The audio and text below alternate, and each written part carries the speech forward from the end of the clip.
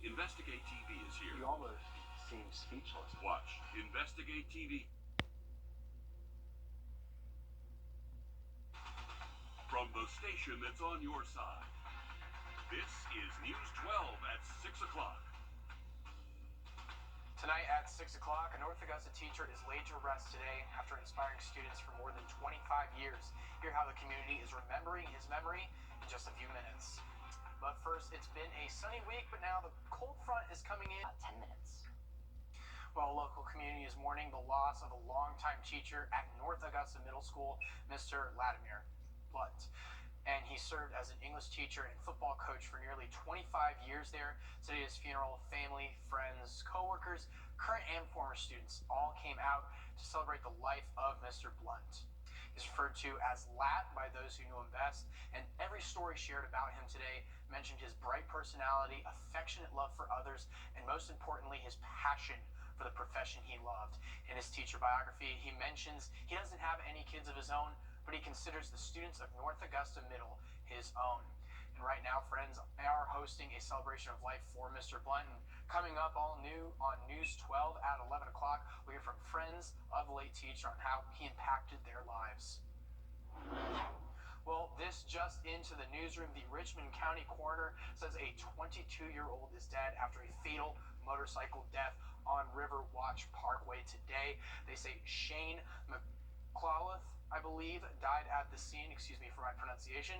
Richmond County dispatchers say the call came in around 3:15 p.m. on the eastbound side heading towards downtown near Eisenhower Park. Deputies say the cyclist lost control and hit the guardrail, and they say one lane is still blocked off and suggest anyone driving down Riverwatch should seek another route. This is all just coming in.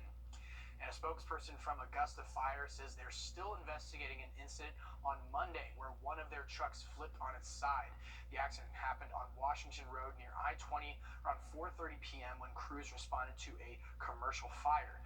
Fire Chief Antonio Burden told us 3 people suffered injuries, but none of them were life-threatening. The accident itself left the truck with a shattered windshield and skid marks along the side of the road. Spokesperson says there's a process to evaluate the damages and couldn't confirm how this happened or if the truck is damaged beyond repair. Well, in South Carolina, one person is dead after a multi-car crash last night in Barnwell County. Troopers say it happened on Highway 300 around 8:30 p.m. when 2 pickup trucks were behind a Chevy and tried to pass. They say a Ford F-250 in the back tried to pass both vehicles and ended up hitting the back of the Chevy. Troopers say then another pickup truck, a Ford F-150, tried to pass both of them as well. This caused the trucks to bump, which then hit the Chevy a second time and flipped over. They say a passenger in the F-150 died. We've reached out to the Barnwell County coroner for more information on the victim. Troopers also responded to a separate car accident in Saluda County last night as well. They say it happened around 10 p.m. on May Branch Road when a car hit a mailbox and ditch before flipping over. They say the driver died at the scene, and we've reached out to Saluda's coroner for more information on that victim as well.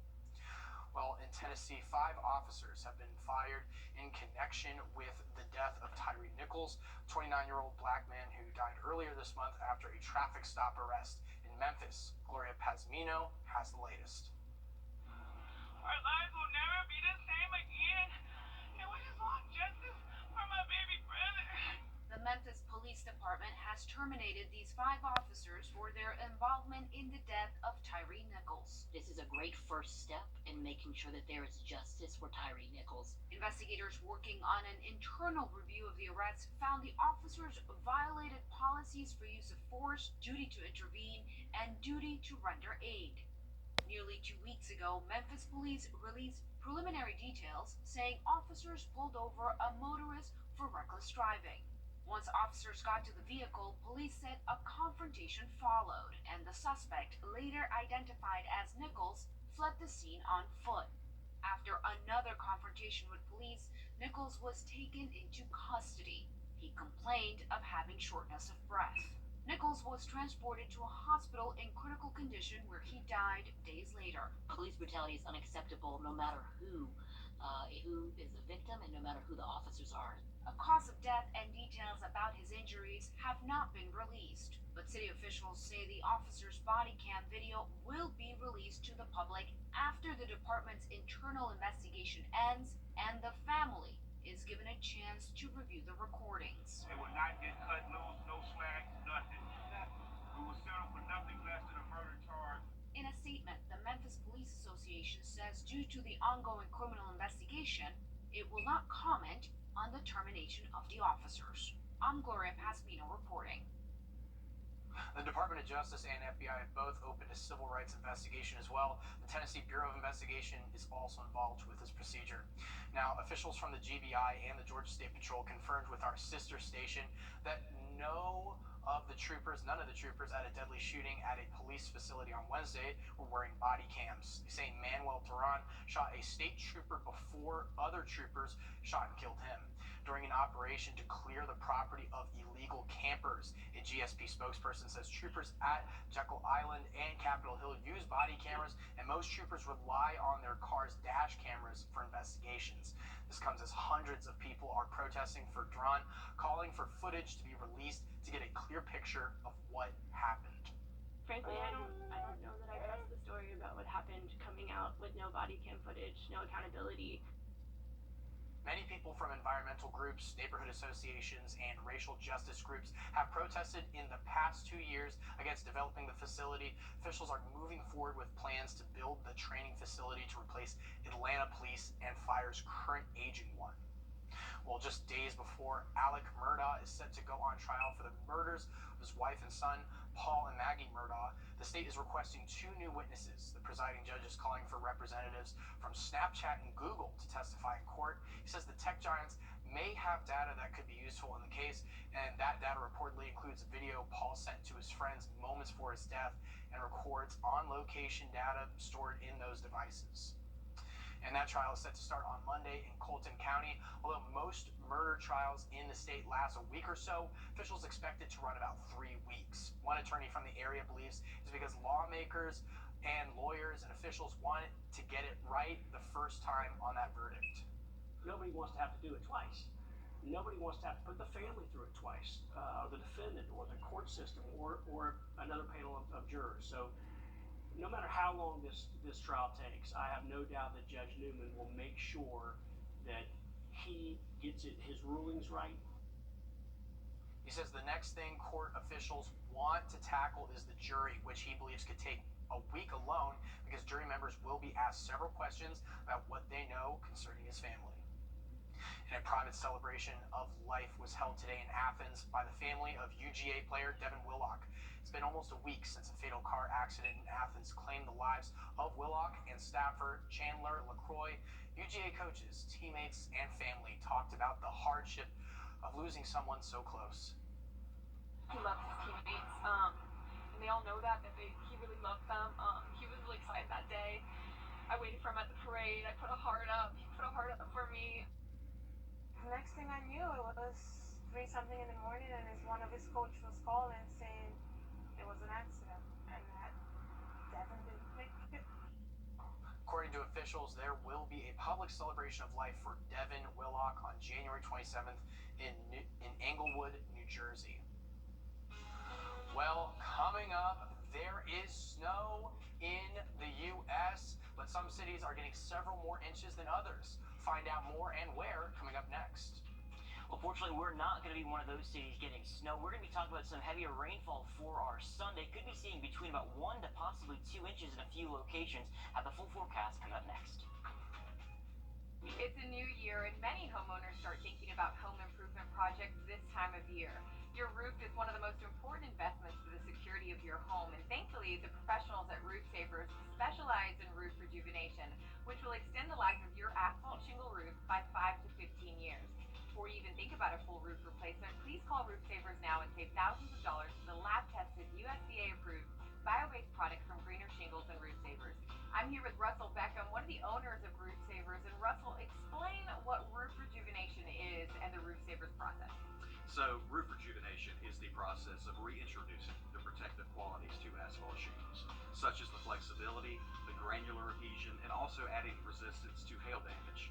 So we have a couple-step process. Our first visit to a customer's home is to evaluate the roof to make sure it qualifies for roof rejuvenation. We are looking for any leak-prone areas such as damaged pipe boots, loose chimney flashing, things like that, and we want to correct all that Then we will soft wash your roof to make sure all the black algae and moss and dirt come off. Then the roof is treated with the rejuvenation to extend the life of the roof. I believe in the roof rejuvenation process so much we had it done on our roof at our home. Listen to my husband Ryan. The roof is a major expense. This product can save you a ton of money. As you can see the before and afters, and it is plain as day. This was simple. In and out process. It's a win-win for everybody. My roof went from old and damaged looking to clean and new. Please dial the number on your screen right now and extend the life of your roof by 5 to 15 years and save thousands of dollars in the process. Your roof inspection is free, so what do you have to lose? Call now. Hear what other people are saying about roof savers? Use the keywords Roof Savers Georgia on Google and check us out online at myroofsavers.com. On air and online. Still to come, a Walmart employee helps one of her own employees after a man walked into a store with a gun. See how he got caught? Coming up next. The accident was not my fault. When you're injured, you need help fast. Call George Sink Injury Lawyers all night. You need someone that's gonna fight for you. Call now. Call George Sink Injury Lawyers all night. Authorities in Indiana say it may have ended much worse when a gunman lined up employees at an Evansville Walmart store on Thursday and shot and wounded one of them. Jesse Kirsch explains how officers moved through the aisles to catch him, warning to those sensitive to body cam footage with active gunfire. Tonight, Indiana police releasing body camera footage, which they say shows the frantic search for a gunman inside an Evansville Walmart after he shot an employee in the face before turning his handgun on officers. Walmart was be by an active shooter. Investigators say around 10 p.m. last night, Ronald Ray Mosley II fired at police in and outside the Evansville store where he once worked. Drop it! Drop it! Drop it! Before police shot and killed the 25-year-old. NBC News spoke with a woman who says her niece, Amber Cook, is the victim, who police say was walking and talking after being shot. She is still being treated and is in stable condition. However, she will be affected by the shooting for the rest of her life. Police say just before 10 p.m., about a dozen employees gathered in the break room when Mosley showed up with a handgun. That's when police say Heather Moore bolted from the room, calling 911, then returning to help Cook as the suspect fled. Heather Moore is an absolute hero. She helps get the victim up, gets her out of the room, takes her into another room, locks the door, turns off the lights, and hid behind some computer equipment. What do you want to say to the employee who made that 911 call so quickly? Thank you. You definitely have a co-worker that's life you saved. For doing that, her instincts were absolutely heroic, and we can't thank her enough. Authorities believe Mosley targeted former colleagues. Police say the suspect worked at this Walmart in 2022 when he assaulted 4 fellow employees before the company fired him. Just hours before last night's shooting, prosecutors say he was in mental health court for that very case. Investigators found a suicide note in his home after the shootout. Walmart thanks first responders for helping their employees, saying they will be supporting their associate stores in the wake of this recent incident. And coming up in sports, Greenbrier puts on a showstopper at home while the Jacks. Live Golf will be coming to a screen near you. The Saudi-backed league announced a multi-year TV deal with the CW network. The deal includes coverage of all 14 scheduled Live Golf events on the 2023 calendar. During Live Golf's debut season in 2022, events were broadcasted on the organization's own YouTube channel and website. Action on the Saturday and Sunday of each tournament will be available to watch on the network itself and the CW app. Friday play will be restricted to the CW app only. Thanks for that, Alyssa. Today is Squirrel Appreciation Day, apparently. Time to recognize a critter some find fascinating and others consider to be a pest. Now, most squirrels can't water ski like Twiggy here, who has been a big attraction at places like the Kansas City Boat Show.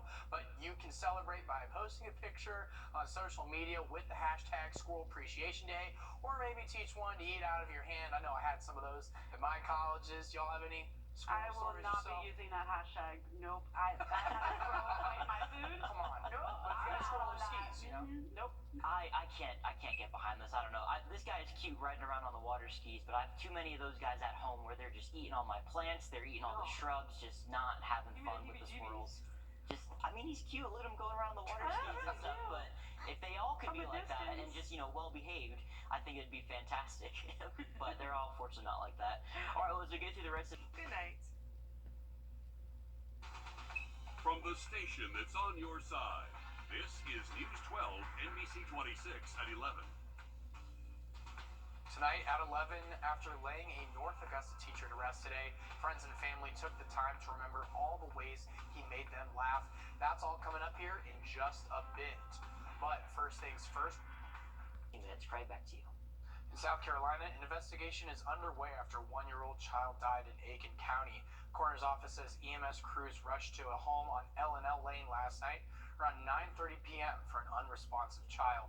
They say crews found Alexavia Aguirre in cardiac arrest when they got there. Officials took the child to Aiken Regional Medical Center, where health officials pronounced them dead. They will be autopsies on Tuesday morning in Newberry, South Carolina, to determine the cause of that death. And now over to the accident. An autopsy has been scheduled for him as well. Now over to Barnwell County. One person is dead after a multi-car crash last night over there in South Carolina. State troopers say it involved 2 Ford pickup trucks and a car on Highway 300 around 8:30 p.m. Troopers say the 2 trucks tried to pass a Chevy when the F-250 tried to go first and hit the Chevy. They say the other truck, an F-150, tried to pass both of them but then hit the other truck. That's when it hit the Chevy again and ran off the road and then flipped over.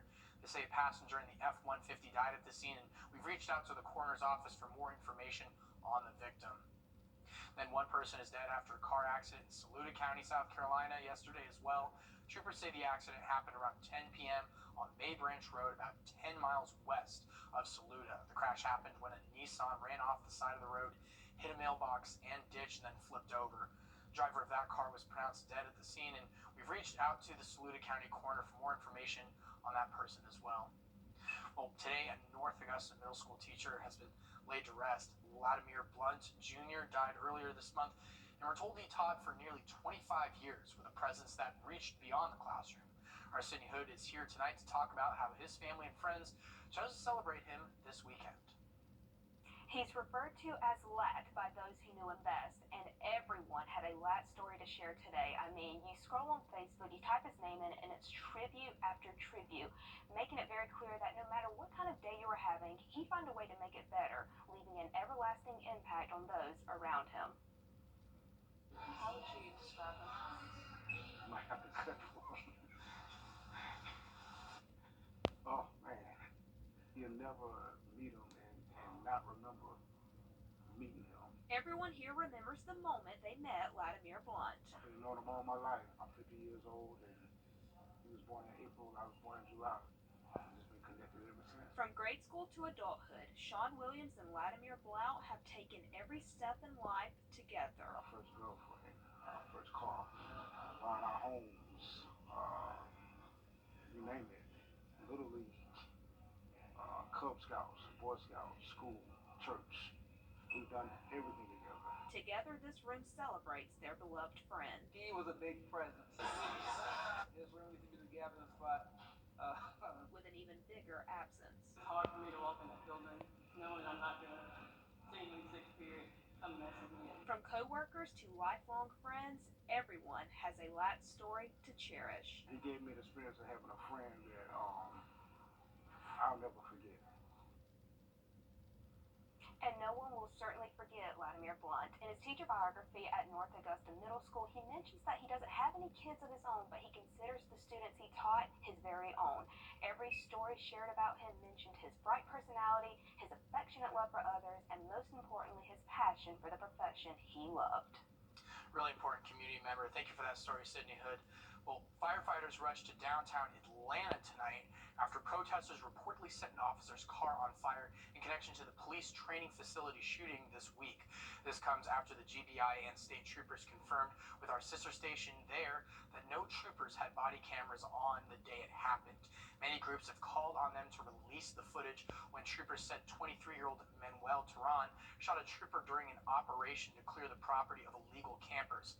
Now, officers and officials are responding to the protests.